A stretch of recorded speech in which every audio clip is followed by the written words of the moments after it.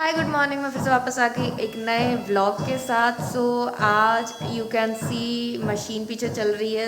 एक केस आने वाला है छोटे से बच्चे का, उसका टॉन्सिलेक्टोमी और एडेनोइडेक्टोमी है।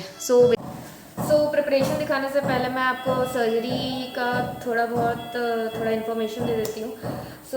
टॉन्सिलेक्टोमी और एडेनोइडेक्टोमी ये पैसेज का ही है, मतलब नेज़ल ओरल पैसेज का जो जंक्शन होता है वहीं का ही सर्जरी है। ठीक है। एडेनोइडेक्टोमी में पहले टॉन्सिल क्लियर करते हैं। ठीक है।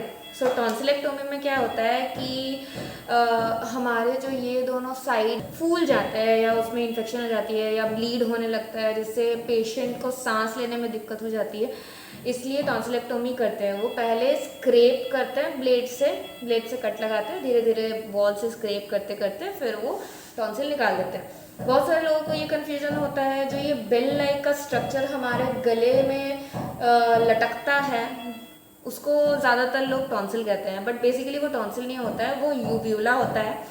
ठीक है। उसका टॉन्सिल से कोई कनेक्शन नहीं है, वो अपना एक अलग स्ट्रक्चर हैंग कर रहा है। उसके बाद सेकेंड आता है एडेनोइडेक्टोमी। एडेनोइडेक्टोमी नेज़ल पैसेज के बिहाइंड में, एकदम ऊपर में, मतलब जैसे ये अगर नेज़ल पैसेज है, ये ओरल पैसेज है, तो नेज़ल पैसेज का जो ये इस साइड, मतलब एकदम ऐसे जो कर्व है जो अपर पोर्शन में है, वहाँ पे है एडेनोइड ग्लैंड। तो एडेनोइड ग्लैंड में जब इन्फेक्शन होता है तब एडेनोइडेक्टोमी करते हैं। उसे क्या करते हैं, वो ग्लैंड को स्कूप आउट कर देते हैं। आपको दिखाती हूँ कि छोटे से बच्चे का एनास्थीसिया प्रिपरेशन या ओटी प्रिपरेशन हम लोग कैसे करते हैं, या नॉर्मल ओटी प्रिपरेशन भी हम लोग कैसे करते हैं। तो चलिए में स्टार्ट करेंगे एनास्थीसिया मशीन ऑन करने से। ये हमारा वेंटी मशीन ऑन हो गया है और ये नॉर्मल मॉनिटर जिसमें बीपी, पल्स रेट, ये सब दिखाएगा। बेसिकली बच्चे हैं, ठीक है, तो बच्चे के लिए ये मास्क छोटे होते हैं, ठीक है, एज़ कम्पेयर टू बड़ों वालों का ये होता है। Just look at the size. ये एडल्ट है, ये पीडियाट्रिक है। ठीक है। ये अभी कोई काम का नहीं है, तो ये रख देता है। बेसिकली यहाँ पे जितने भी सामान हैं हमने प्रिपेयर कर लिया है, बस एनास्थीसिया रेडी नहीं किया है, बाकी जो दूसरे सामान है वो हमने प्रिपेयर कर लिया है। मैं वेंटी सर्किट का टोटल फंक्शन बताती हूँ। ये वेंटी सर्किट है, ठीक है, एंड ये मास्क वाली जगह है। हम लोग बच्चे का सर्जरी करेंगे, इसीलिए पीडियाट्रिक मास्क लगाएंगे। ये मास्क हमने लगाया। ये मास्क लगाने का भी तरीका होता है मुंह पे, ठीक है, ऐसे नेज़ल और ओरल कैविटी को कवर करते हुए चिन को थोड़ा अपलिफ्ट करेंगे। चिन को थोड़ा अपलिफ्ट करके ये ऐसे लगाएंगे ताकि कोई भी एयर बाहर ना जाए। ये जो रबर वाली गार्ड, मतलब इट्स अ वॉशर टाइप का थिंग, ये जो दिया हुआ है ना, ये जो आ रहा है गैस, इसको बाहर नहीं जाने देता है। स्किन में ऐसे लॉक होके ये पूरा नेज़ल और ओरल कैविटी से वो हमारे अंदर जाता है और इससे बेहोश हो जाते हैं। इसके साथ मेडिसिन भी यूज़ करते हैं बेहोश करने के लिए। तो पेशेंट जब बेहोश हो गया तब ट्यूब डालने का हम लोग प्रिपरेशन करेंगे। ठीक है। ये है लैरिंगोस्कोप, ठीक है, ये इसका ब्लेड है। ब्लेड हर साइज़ का आता है, जैसे बच्चे का है तो हमने ये यूज़ किया। जैसे इसमें ना नंबर लिखा रहता है ब्लेड में, जैसे ये 2 नंबर का ब्लेड है, यहाँ पे लिखा हुआ है 2 नंबर का ब्लेड है। ठीक है। ये 1 नंबर का है, ठीक है। तो एडल्ट में समझ लो आप 4-5 यूज़ होते हैं। तो कैसे टेस्ट करेंगे? लैरिंगोस्कोप हम लोग ऐसे नहीं दे सकते क्योंकि गले के अंदर अंधेरा रहता है। हम लोग को ये चीज़ नोटिस करना पड़ेगा, ये चीज़ ध्यान रखना पड़ेगा। गले के अंदर जब कुछ डाल रहे हैं तो वो लाइट वहाँ पे दिखे हमें, ताकि वो इंटूबेशन क्लियर हो। तो ये इसका सर्किट है, इसके अंदर बैटरी है। ये सर्किट जब कंप्लीट होगा तब बल्ब जलेगा। हमने ऐसे टेस्ट करना है।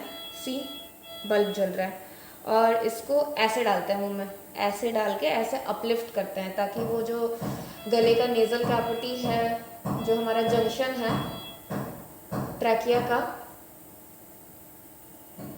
का जो जंक्शन है वो क्लियरली दिखे और ट्यूब डाल सके। लैरिंगोस्कोप देख लिया हमने,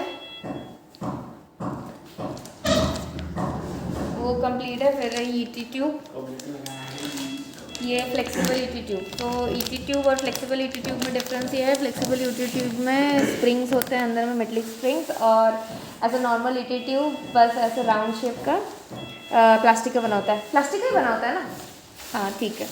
एंड दिस